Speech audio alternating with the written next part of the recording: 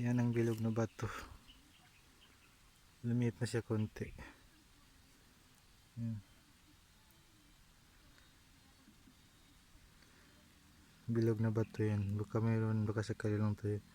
Bibiyakin natin, baka mayroon sa loob.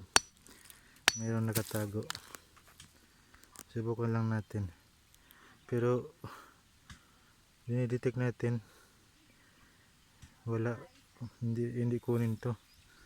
Andun yung kunin, andun yung item. Doon siya. Doon nakalagay. So itong bato na to, malapit lang doon sa item. Doon. Subukan lang natin to basagin kung mayroon ba.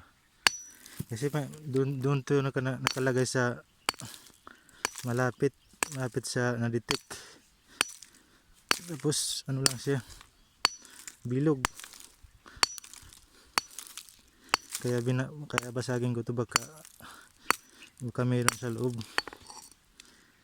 Kasi nag-isa lang sa bilog dito. Wala nang iba.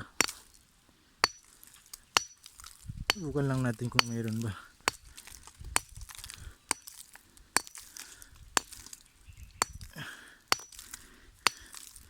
Sinunog ko to, bago lang to sinunog ko, pero dito kasi sa bundok walang tubig.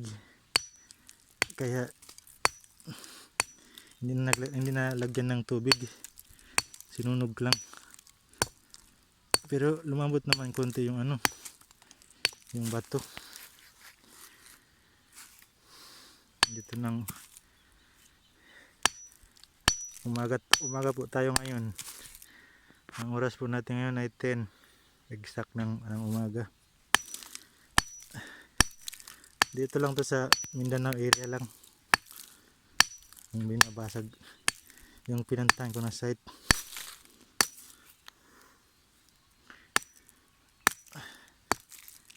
Mindanao Treasure Hunter po tayo mga katiits.